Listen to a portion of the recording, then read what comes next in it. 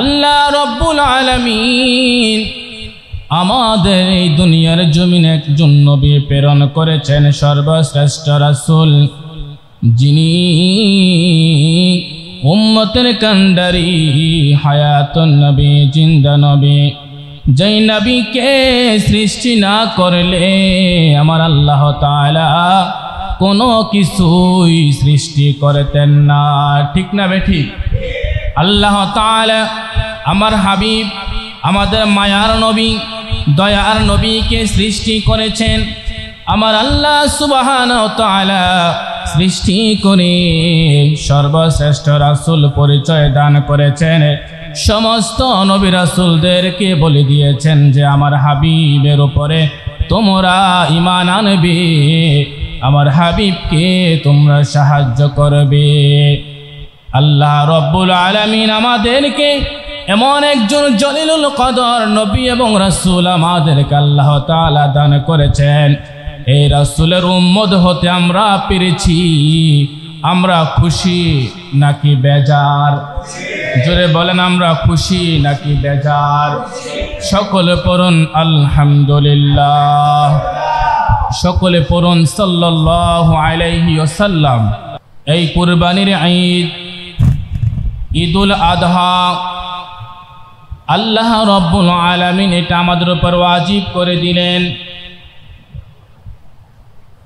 আমরা যে ঈদুল আজহার দিবস পালন করে থাকি, এটা হলো আমাদের মুসলিম জাতির পিতা হযরত ইব্রাহিম আলাইহিস সালাতু ওয়াস সালামের সুন্নাত। পড়েন না সুবহানাল্লাহ। ইব্রাহিম আলাইহিস সালাতু ওয়াস সালামের সুন্নাত। এই ঈদুল আজহা, আজহা মানে ওই দিনে আমরা আল্লাহর জন্য পশু উৎসর্গ করে থাকি, আমরা কুরবানি করে থাকি এবং আমরা আল্লাহ তাআলার সন্তুষ্টির জন্য পশু থেকে রক্ত প্রবাহিত করে থাকি ওই দিন। ঠিক কিনা বলেন?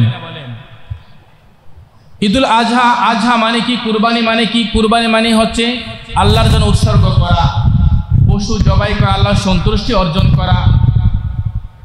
তারপরে এটার ইস্তেলাহাটা হলো শরহে বেকার মধ্যে এসেছে যে হুয়া হায়াওয়ানুন মাকসুসুন, হুয়া হায়াওয়ানুন মাকসুসুন ফি ইয়াউমিন মিন আয়ামিল আযহা, আয়ামিল উদহিয়া লিতাকাররুবি লিল্লাহি তাআলা।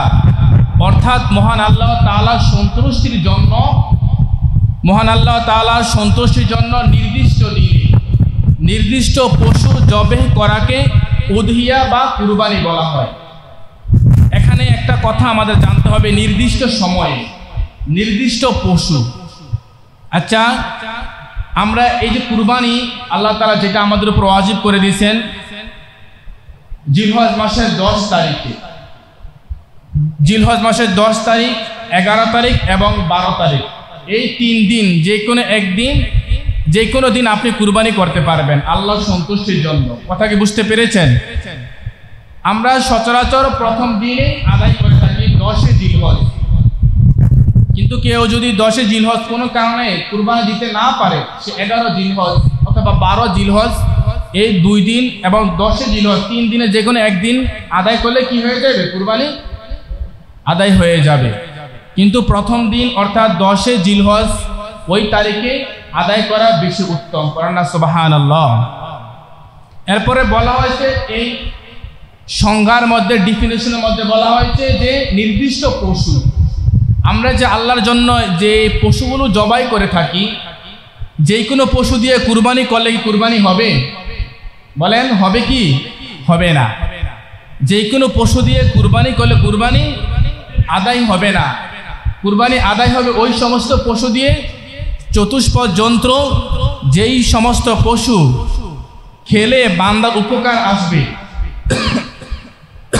যেমন গরু, ছাগল, তারপরে মহিষ, ওট, বেড়া, বকরি, হ্যাঁ এই জাতীয় পশু দিয়ে আল্লাহর জন্য কুরবানি করতে হবে, আল্লাহর সন্তুষ্টির জন্য। ঠিক কিনা বলেন? কিন্তু বাঘ, ভাল্লুক, হিংস্র প্রাণী দিয়ে কুরবানি করলে কি কুরবানি আদায় হবে? আদায় হবে না, কারণ ওই ধরনের হিংস্র প্রাণী খাওয়া আল্লাহ বলছেন তোমাদের জন্য হারাম করা হয়েছে। এই জন্য এই সংজ্ঞার মধ্যে বলা হয়েছে নির্দিষ্ট দিনে এবং নির্দিষ্ট পশু জবে করা, আল্লাহর জন্য উৎসর্গ করা। তোমরা এই যে লাখ লাখ টাকা দিয়ে পশু ক্রয় করতেছ, কার জন্য? আল্লাহর জন্য। আল্লাহ কি গোশত নিবেন? আল্লাহ কি গোশত খাবেন? এগুলো আমরাই খাবো। আল্লাহ চাচ্ছেন বান্দার তাকওয়াটা।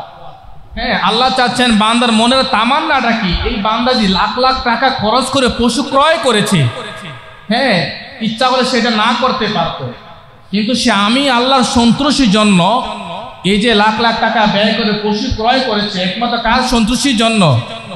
আল্লাহ। এই হালাল টাকা দিয়ে পশু ক্রয় করলে আল্লাহ খুশি হন, ওই কুরবানিটাকে আল্লাহ কবুল করে নেন। করেন না সুবহানাল্লাহ? তাহলে আমরা যারা সমর্থবান ব্যক্তি রয়েছি, আমাদের এই পবিত্র গুরুত্বপূর্ণ একটি আমল আমাদের করা দরকার, আর সেই আমলটা আমাদের আগামী সোমবারে আসতেছে কুরবানি, ঠিক কিনা বলেন? সাহাবায়ে কেরামরা রাসূলুল্লাহ সাল্লাল্লাহু আলাইহি ওয়াসাল্লামের কাছ থেকে জানতে চাইল, আন যায়েদ ইবনে আরকাম রাদিয়াল্লাহু তাআলা قال أصحاب رسول الله صلى الله عليه وسلم ما هذه الأضاحي। সাহাবায়ে কেরামরা আল্লাহর হাবিবের কাছ থেকে জানতে চাইল, ইয়া রাসূলুল্লাহ, ইয়া হাবিবাল্লাহ, আপনি আমাদের কাছে কুরবানির কথা বলেন, আমরা একটু জানতে চাই। মা হাযিহিল আদাহি, ইয়া রাসূলুল্লাহ, কুরবানি জিনিসটা কি? কুরবানি এটা কি? এটা তো আগে আমরা শুনি নাই। রাসূলুল্লাহ সাল্লাল্লাহু আলাইহি ওয়াসাল্লাম বললেন, সুন্নাত আবিকুম ইব্রাহিম আলাইহিস সালাতু ওয়াস সালাম, কুরবানি হচ্ছে এটা তোমাদের মুসলিম জাতির পিতা হযরত ইব্রাহিম আলাইহিস সালাতু ওয়াস সালামের সুন্নাত। পড়েন না সুবহানাল্লাহ। সাহাবায়ে কেরামরা বলল, ফাকালু ইয়া রাসূলুল্লাহ, কুরবানি আদায় করলে আমাদের কি সওয়াব হবে? আমাদের কি সওয়াব হবে? আমাদের কি লাভ হবে? আমরা যদি হাজার হাজার টাকা দিয়ে লাখ লাখ টাকা ব্যয় করে পশু ক্রয় করি, আল্লাহর জন্য যদি আমরা কুরবানি আদায় করে আমাদের কি লাভ হবে? রাসূলুল্লাহ সাল্লাল্লাহু আলাইহি ওয়াসাল্লাম বললেন, লিকুল্লি শা'রাতিন হাসানা, কুরবানির পশুর গায়ে যত লাখ কোটি কোটি পশম রয়েছে, প্রত্যেকটা পশমের বিনিময়ে আল্লাহ তাআলা তোমাদেরকে আমল দান করবেন। করেন না সুবহানাল্লাহ? কুরবানির পশুর গায়ে যত লাখ লাখ কোটি কোটি পশম, আমরা কি সেই পশম গণনা করে শেষ করতে পারবো? আমরা পারবো না। তাহলে এই কুরবানি যেই গরুটা দিয়ে, যেই পশুটা দিয়ে আমরা কুরবানি করব, ওই পশুর গায়ে যত পশম আছে, আল্লাহ পশমের চাইতো বেশি সওয়াব, বেশি নেক আমল আল্লাহ কুরবানি দাতাকে দান করবেন। সুবহানাল্লাহ। এবার আসেন, কুরবানি করলে আমাদের লাভ না লস? আল্লাহর হাবিব বলেন, কাল কিয়ামতের ময়দানে রব্বুল আলামিন যখন হাসরের ময়দান সাজাবেন, হাসরের ময়দান সাজানোর পরে রব্বুল আলামিন তিনি বান্দাকে বলবেন, আমার বান্দারা, দুনিয়ার জমিনে আমি আল্লাহ তাআলার জন্য যারা টাকা খরচ করেছ, তোমরা যারা কুরবানি আদায় করেছ আমি আল্লাহর সন্তুষ্টির জন্য, তোমরা যেই পশু দিয়ে কুরবানি আদায় করেছ, তোমরা ওই সমস্ত পশুর উপরে সাওয়ারি হয়ে তোমরা পুলসিরাত পার হয়ে যাও। পড়েন না সুবহানাল্লাহ। তাহলে যেই পশু দিয়ে আমরা কুরবানি করব, ওই পশু আমাদেরকে পুলসিরাত এই বিশাল একটি সেতু পার হব। আমরা যেই পশু দিয়ে কুরবানি করব, ওই পশুর উপর সাওয়ারি হয়ে আল্লাহ আমাদেরকে সে পুলসিরাত পার হওয়ার সাহায্য দান করবেন। হাদিস শরীফের মধ্যে এসেছে, সেদিন এই পশুগুলোর স্পিরিট, এদের গতি এমন হবে, আকাশের বিজলি যখন বিজলি চমকায় যেরকম গতি, আল্লাহ তাআলা ওই পশুকে এত গতি দান করবেন, এত গতিতে সেই পশুগুলো সিদরাত, সেই পশুগুলো পুলসিরাতের পার অতিক্রম করবে বান্দাকে নিয়ে। পড়েন না সুবহানাল্লাহ। তাহলে পুলসিরাতের পার যে অতিক্রম করতে পারবে, হ্যাঁ, সে সফল, সে জান্নাতি। পড়েন না সুবহানাল্লাহ। আর যার আমল দুর্বল, যারা কুরবানি করবে না, যারা অন্যায় কাজ করবে, আল্লাহ তাদেরকে অনেক সম্পদ দান করেছেন, এই সমস্ত সম্পদগুলো হারাম কাজে ব্যয় করতেছে, সেদিন তারা পুলসিরাতের পার, তারা পুলসিরাত পার হতে পারবে না। তারা পুলসিরাত কি করতে পারবে না? এটা একটা সেতু, এই পুলসিরাত, এই সেতুর নিচে হচ্ছে জাহান্নামের আগুন। সেতুর নিচে কি আছে বলেন? জাহান্নামের আগুন। তো যার আমল দুর্বল, হ্যাঁ, যার আমল দুর্বল তারা, এবং যার আমল একেবারে নাই, সেদিন তারা পুলসিরাতের পারে বিপদে পড়বে। যদি আমরা হালাল টাকা দিয়ে আল্লাহর জন্য আমরা কুরবানি করতে পারি, তাহলে আল্লাহ তাআলা আমাদেরকে পুলসিরাতের পার হওয়ার জন্য সাহায্য দান করবেন। পড়েন না সুবহানাল্লাহ। সম্মানিত হাজিরিন, তাহলে এমন গুরুত্বপূর্ণ একটি আমল আমাদের সামনে আসতেছে, আর এই আমলটি আল্লাহ তাআলা ধনী ব্যক্তিদের উপরে ওয়াজিব করে দিয়েছেন। ধনী ব্যক্তিদের উপরে কি করে দিয়েছেন? আল্লাহ, জোরে বলেন, ওয়াজিব করে দিয়েছেন। অনেকেই কিন্তু কৃপণতার কারণে, হ্যাঁ, যে এত লাখ টাকা দিয়ে কুরবানি করব, কি দরকার নেই, 2-1 কেজি 5 কেজি গোস্ত কিনে আনবো, খামো, এটাই যথেষ্ট। অনেক মানুষ আছে যে টাকা ব্যয় হবে দেখে অনেকে কুরবানি দিতে চায় না। অনেকে কি দিতে চায় না? কুরবানি দিতে চায় না। আবার এমনও আছে যে আল্লাহ তাদেরকে অনেক টাকা পয়সা দান করেছে, কিন্তু কুরবানি দিব নিয়ত হচ্ছে গোস্ত খাওয়ার জন্য। নিয়তটা কিসের জন্য?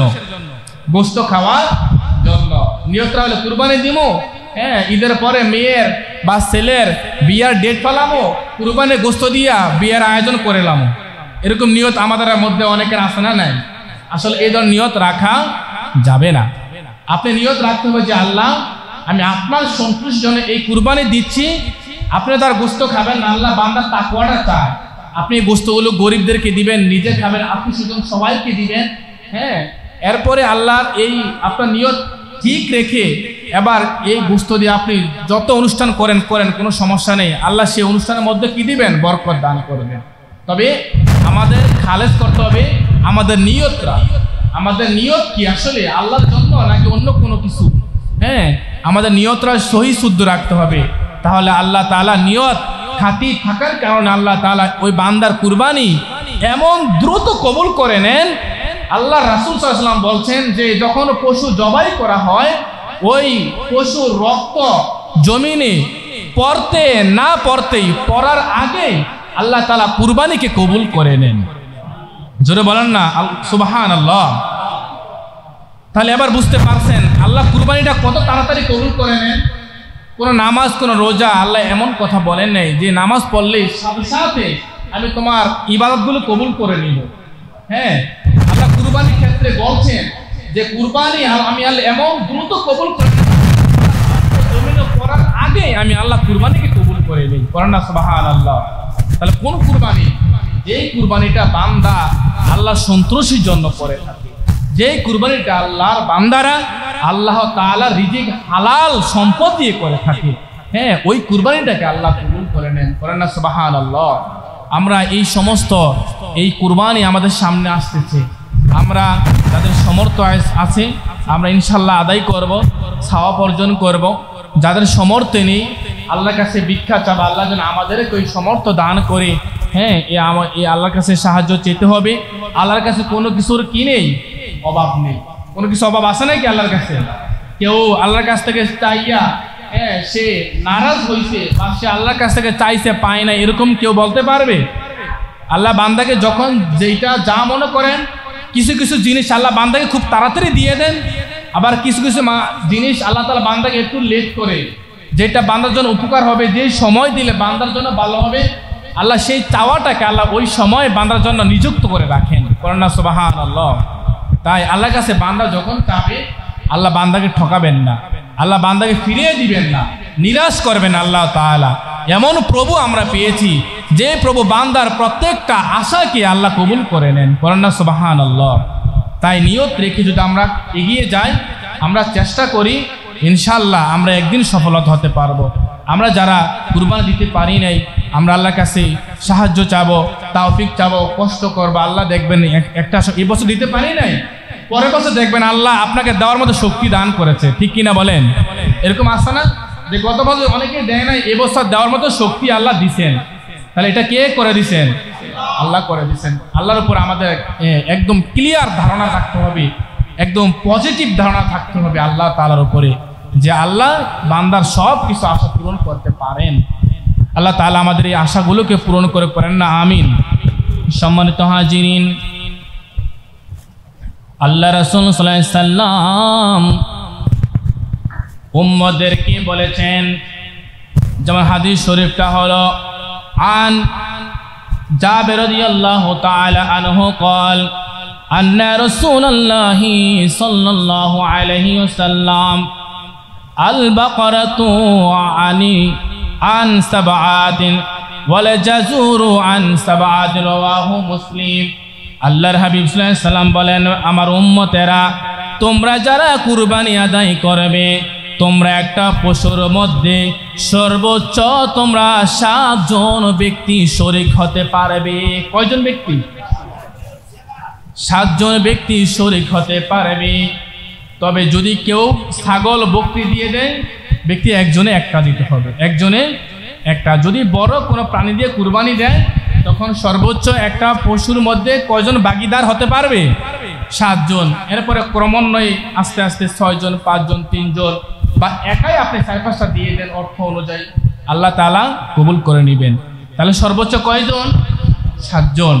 এবং রাসূল সাল্লাল্লাহু আলাইহি সাল্লাম তিনি যখন মদিনায় হিজরত করলেন, 10 বছর অবস্থান করছেন মদিনা শরীফে। রাসূল সাল্লাল্লাহু আলাইহি সাল্লাম 10 বছর তিনি কোনো বছর গ্যাপ দেন নাই, 10 বছরে তিনি কুরবানি দিয়ে গেছেন আল্লাহর জন্য। পড়েন না সুবহানাল্লাহ। এর মধ্যে একটা নাম তিনি কুরবানি আদায় করেছেন, উম্মতের জন্য তিনি কুরবানি আদায় করেছেন। হ্যাঁ, আমরাও যারা কুরবানি দিব, একটা নাম আমরা আল্লাহ রাসূলের জন্য কুরবানি দিব। কার জন্য? আল্লাহ, যে এই নামটা আল্লাহ রাসূলের জন্য। হ্যাঁ, এবং নবী পাক সাল্লাল্লাহু আলাইহি সাল্লাম হুসাইন এবং হযরত আলী রাদিয়াল্লাহু তাআলা আনহুকে বলছেন, আলী তুমি যখনই কুরবানি দিবে, হ্যাঁ, একটা ভাগ, একটা নাম আমার উম্মতের জন্য দান করিও। পড়েন না সুবহানাল্লাহ। তাহলে উম্মতকেও নবীজি বিফলে রাখেন নাই। ওই সময়ও আল্লাহ রাসূল উম্মতকে স্মরণ করেছেন। আমরা যারা এই নবীর উম্মত হতে পেরেছি, এই নবীর প্রতি আমাদের দরদি, আমাদের মায়া মহব্বত আছে না নাই? তাহলে আমরা কি একটা ভাগ নবীর জন্য দিতে পারবো না? ইনশাআল্লাহ বলেন, ইনশাআল্লাহ বলেন। সম্মানিত হাজিরিন, এই কুরবানিটার ইতিহাসটা হলো, ইসলামী শরীয়তে সর্বপ্রথমে কুরবানি যিনি সর্বপ্রথম কুরবানি দিয়েছেন আল্লাহর জন্য, যারা উৎসর্গ করেছেন, সেইটা হলো হযরত আদম আলাইহিস সালাতু ওয়াস সালাম। পড়েন না সুবহানাল্লাহ। কিন্তু আমরা যারা এই পশু দিয়ে কুরবানি আদায় করে থাকি আল্লাহ তাআলা সন্তুষ্টির জন্য, এই পশুটা হযরত ইব্রাহিম আলাইহিস সালাতু ওয়াস সালাম থেকে প্রচলিত। পড়েন না সুবহানাল্লাহ। এজন্য নবীজি বলছেন, সুন্নাতে আবিকুম ইব্রাহিম আলাইহিস সালাতু ওয়াস সালাম। এই পশু দিয়ে কুরবানি আদায় করে, এটা হচ্ছে তোমাদের মুসলিম জাতির পিতা হযরত ইব্রাহিম আলাইহিস সালাতু ওয়াস সালামের সুন্নাত। পড়েন না সুবহানাল্লাহ। আচ্ছা, এবার এটা কিভাবে হলো আপনারা জানেন, তারপরে আমি সংক্ষিপ্তভাবে একটু আলোচনা করছি। হযরত ইব্রাহিম আলাইহিস সালাতু ওয়াস সালাম তিনি যখন বিবাহ করলেন, বিবাহ করার পরে তিনার কোনো সন্তান হচ্ছে না। তিনি বিবাহ করার পরে তিনার বয়স যখন হয়ে গেল 86 বছর, কত বছর? যখন ইব্রাহিম আলাইহিস সালাতু ওয়াস সালামের বয়স 86 বছর হয়ে গেল, তাফসীর কুরতুবির মধ্যে এসেছে 86 বছর বয়সে তিনি একটা সন্তান পাইলেন। আল্লাহ তাআলা তাকে একটা সন্তান দান করলেন। সেই সন্তানের নাম হলো হযরত ইসমাঈল আলাইহিস সালাতু ওয়াস সালাম। সুবহানাল্লাহ। ইব্রাহিম আলাইহিস আলাইহিসসালাতু ওয়াসসালাম বললেন, وقال إني ذاهب إلى ربي سيهدين رب هب لي من الصالحين। আয় আল্লাহ তাআলা, আমার অনেক বয়স হয়ে গেল, আমার এখনো কোনো সন্তান হচ্ছে না। রব্বুল আলামিন, আপনি আমাকে একটা নেককার সন্তান দান করেন। রব্বি হাবলি মিনাস সলিহিন, একটা নেককার সন্তান আল্লাহ আপনি আমাকে দান করেন। আল্লাহ তাআলা তাকে সন্তান দান করলেন। সন্তান দান করার পরে এই সন্তান যখন ফালাম্মা বালাগ মাহু সায়া, এই সন্তান যখন বালেগ হলো, যখন 9 বছর, এবং তাফসির কুরতুবির মধ্যে এসেছে যখন 13 বছর হলো, আল্লাহ তাআলা ইব্রাহিম আলাইহিস সালাতু ওয়াস সালামকে স্বপ্নে দেখালেন, ইব্রাহিম তুমি আল্লাহ তাআলার জন্য তুমি কুরবানি আদায় করো। বলেন না সুবহানাল্লাহ। প্রথম স্বপ্নে দেখলেন যে আল্লাহর জন্য তুমি কি আদায় করো, তুমি কুরবানি আদায় করো। হ্যাঁ, তিনি মনে করলেন হয়তো এটা কোনো শয়তানের পক্ষ থেকে হয়তো হইতে পারে এই স্বপ্নটা। আবার পরের দিন একই স্বপ্ন দেখলেন, ইব্রাহিম তুমি আল্লাহর জন্য তুমি কুরবানি আদায় করো। তিনি দ্বিতীয় দিন দেখার পরে আবার তিনি ভাবলেন যে আসলে বিষয়টা কি হইতে পারে। হ্যাঁ, আমি কি কুরবানি দিব, হ্যাঁ, বা আমার সন্তান কুরবানি দিতে হবে, বিষয়টা কি আসলে আল্লাহ বলছেন নাকি কোনো শয়তান আমাকে ওয়াসওয়াসা দিচ্ছে। আবার তৃতীয় দিন একই স্বপ্ন দেখলেন, ইব্রাহিম তুমি আল্লাহর জন্য কি করো, তুমি কুরবানি আদায় করো। 3 দিন স্বপ্নে দেখার পরে ইব্রাহিম আলাইহিস সালাতু ওয়াস সালাম আর তিনি বুঝতে বাকি রইলেন না, তিনি বুঝতে বাকি রইলেন না। তখন তিনি তার সন্তানের সাথে পরামর্শ করলেন। আল্লাহ তাআলা কোরআনের ভাষায় আল্লাহ তাআলা বলছেন ইন্নী ফালাম্মা বালাগা মাহু সায়া ক্বালা ইয়া বুনাইয়া ইন্নী আরা ফিল মানামি আন্নী আযবাহুকা ফানজুর মাযা তারা। ইসমাঈল, ও আমার সন্তান, আমি তো স্বপ্নে দেখলাম আমি তোমাকে কুরবানি করব। আল্লাহ তাআলা আমাকে স্বপ্নে দেখালেন, এবং তোমার কি অভিমত, তুমি কি কুরবানি হইতে রাজি আছো না নাই, কুরবানি হইতে রাজি আছো না নাই। ইসমাঈল বললেন মাত্র ছোট মানুষ, মাত্র বালেগ হয়েছে। তাফসিরে জালালাইনের মধ্যে এসেছে তার বয়স মাত্র 7 বছর। 7 বছর বাচ্চারা তো দৌড়াদৌড়ি করতে পারে, বাবার হাতে ধরে বাজারে যাইতে পারে, হ্যাঁ, বিভিন্ন জায়গায় যাইতে পারে। কিন্তু তাফসিরে কুরতুবির মধ্যে এসেছে যে তখন বয়স ছিল কত বছর, 13 বছর। এই ছোট মানুষ ইসমাঈল আলাইহিস সালাতু ওয়াস সালাম, তিনি তাকে বলা হইল, তিনি তখন বললেন ক্বালা ইয়া আবাতি ফাল মা তুমারু সাতাজিদুনি ইনশাআল্লাহ। পড়েন না সুবহানাল্লাহ। বাবা, আপনি যেই স্বপ্ন দেখেছেন আপনি বিলম্ব করবেন না, আপনি অতি শীঘ্রই আপনি আপনার স্বপ্ন আপনি বাস্তবায়ন করেন ইনশাআল্লাহ। হু মিনাস সাবিরিন, আপনি আমাকে ধৈর্যশীলদের সাথে পাবেন। করেন না সুবহানাল্লাহ। দেখেন কেমন বড় আল্লাহ তাআলার প্রতি তাদের ভালোবাসা, মায়া। আল্লাহ তাআলার অর্ডার শোনার সাথে সাথেই বাবা ছেলে দুইজনে রাজি হয়ে গেছে। করেন না সুবহানাল্লাহ। এবার তো বাবা ছেলে প্রস্তুত হওয়ার পরে ইব্রাহিম আলাইহিস সালাতু ওয়াস সালাম সন্তানকে নিয়ে গেলেন মিনার জমিনে। সেখানে নিয়ে গেলেন, নিয়ে যাওয়ার পরে এখন জবাই করবেন। ছুরি তো আছে, রশিও সাথে আছে, ইব্রাহিম নবীর সাথে। ইসমাঈল আলাইহিস সালাতু ওয়াস সালাম বললেন, ও বাবা,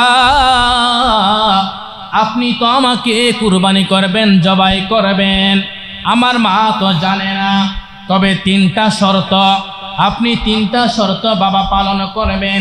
1 নম্বর শর্ত, চোখে যেন আমার প্রতি মায়া না লাগে, আপনি চক্ষু বন্ধ করে আমাকে জবাই করবেন। এই হলো 1 নাম্বার শর্ত। 2 নাম্বার শর্ত হলো বাবা আপনি আমার হাত পা গুলো বেঁধে আমাকে জবাই করবেন। যদি আপনি আমার হাত পা গুলো বেঁধে না রাখেন হয়তো আমি নড়াচড়া করব, আল্লাহ অসন্তুষ্ট হবে। এই জন্য আপনি আমাকে আমার হাত পা গুলো বেঁধে আপনি আমাকে জবাই করবেন। 3 নাম্বার শর্ত হলো বাবা আমার রক্ত মাখা জামা কাপড় আমার মা জননীর কাছে রেখে দিয়েন। পড়েন না সুবহানাল্লাহ। জামা কাপড় গুলো স্মৃতি হিসেবে মার কাছে রাখবেন। আমার মা যেন আমাকে যখন স্মরণ করবে, হ্যাঁ এই জামা কাপড় দেখে দেখে আমার মা আমাকে স্মরণ করবে। পড়েন না সুবহানাল্লাহ। ছোট মানুষ কত বড় বুঝ শক্তি যে বাবা আপনি চোখ বন্ধ করেন, আপনি আমাকে হাত পা বেঁধে জবাই করেন। যদি আপনি এগুলি না করেন হয়তো আল্লাহ অসন্তুষ্ট হতে পারেন। তারপর আল্লাহর রাস্তায় আমরা কুরবানি হতে চাই। এইভাবে সবাই প্রস্তুত, বাবা ছেলে প্রস্তুত। তো যখন এইগুলো করা হইলো, যে ছুরিটা ধারালো ছুরিটা এখনো প্রস্তুত জবাই করবেন ইসমাইলকে, কিন্তু জবাই হচ্ছে না। পড়েন না সুবহানাল্লাহ। তিনি ইব্রাহিম নবী তিনি অনেকবার এভাবে ছুরি দিয়ে তিনি কাটতে চেষ্টা করতেছেন কিন্তু জবাই হচ্ছে না। তখন তিনি জিদ দিয়ে একটা পর্যায়ে ওই ছুরিটাকে ঠাস করে জমিনে নিক্ষেপ করলেন, একটা পাথরের মধ্যে পড়লেন। তাফসীরের মধ্যে এসেছে ওই পাথরটা 40 মণ ওজনের ছিল। পড়েন না সুবহানাল্লাহ। কিন্তু ওই পাথরটা ভেঙে 2 ভাগ হয়ে গেল, 2 ভাগ হয়ে গেল। চেষ্টা করবেন। এই মুহূর্তে আল্লাহ জিব্রাইলকে অর্ডার করলেন, জিব্রাইল তুমি কোথায়, তাড়াতাড়ি যাও। এবার যদি আমার ইব্রাহিম আমার ইসমাইলকে জবাই করে ফেলে, জবাই হয়ে যাইবে, এবার কোনো আর বাধা নেই। তাড়াতাড়ি তুমি ইসমাইলকে সরাইয়া জান্নাত থেকে একটা দুম্বা এনে ইব্রাহিমের ছুরির নিচে ধরো। পড়েন না সুবহানাল্লাহ। যখন এটা প্রস্তুত, হযরত জিব্রাইল আলাইহিস সালাম তিনি জান্নাত থেকে তিনি একটা দুম্বা নিয়ে আসার সময়ে ওই মুহূর্তে ওই দিক দিয়ে জমিনে ইব্রাহিম নবী তিনি প্রস্তুত জবাই করবেন। হঠাৎ করিয়া ইসমাইলকে ধাক্কা দিয়ে সরাইয়া আল্লাহু আকবার আল্লাহু আকবার তাকবীর দিয়ে হযরত জিব্রাইল আলাইহিস সালাম সাথে সাথে ইসমাইলকে সরাইয়া ছুরির নিচে দুম্বা ধরলেন। আর ওই দিক দিয়ে ছুরিটায় এবং ওই দুম্বাটা জবাই হয়ে গেল। পড়েন না সুবহানাল্লাহ। যখন তাকবীর দিলেন আল্লাহু আকবার আল্লাহু আকবার, তখন ইব্রাহিম নবী বললেন আল্লাহু লা ইলাহা ইল্লাল্লাহু আল্লাহু আকবার, যে আল্লাহ ছাড়া কোনো মাবুদ নাই, আল্লাহ হচ্ছেন মহান। আল্লাহ হচ্ছেন কি? আল্লাহ মহান। এবং সন্তানও শুনলেন, তিনিও বললেন আল্লাহু আকবার আল্লাহু আকবার ওয়ালিল্লাহিল হামদ, যে আল্লাহ মহান, সমস্ত প্রশংসা একমাত্র আল্লাহ তাআলার জন্য। তাহলে একটা বাক্য বলেছেন জিব্রাইল, একটা বাক্য বলেছেন ইব্রাহিম, একটা বাক্য বলেছেন ইসমাইল আলাইহিস সালাম। এই 3 জন ব্যক্তির সমন্বয়ে আল্লাহ একটা তাকবীর উম্মতি মুহাম্মদীকে উপহার দান করেছেন। পড়েন না সুবহানাল্লাহ। আল্লাহ এই তাকবীরটা এত বেশি পছন্দ করেন যেটা কিয়ামত পর্যন্ত আল্লাহ উম্মতি মুহাম্মদের উপরে জারি করে রেখেছেন।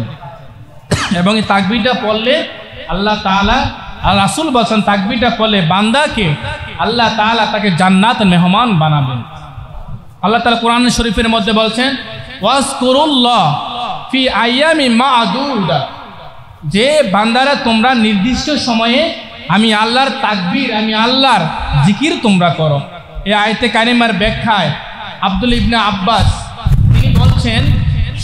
তিনি বলছেন যে নির্দিষ্ট সময় বলতে এই যে 9, 10, 11, 12, 13 জিলহজ মাসের 5 দিন 9 তারিখ 10 তারিখ 11, 12, 13 এই 5 দিন এই যে আইয়ামে তাশরিক তাকবীরে তাশরিক এটা আমাদের উপরে আদায় করা ওয়াজিব। প্রত্যেক ফরজ নামাজের পর আদায় করা কি বলেন? ওয়াজিব। তাকবীরটা কি? আল্লাহু আকবার লা ইলাহা ইল্লাল্লাহু আল্লাহু আকবার ওয়ালিল্লাহিল হামদ। এই তাকবীরটা এটা আমাদের বলতে হইবে।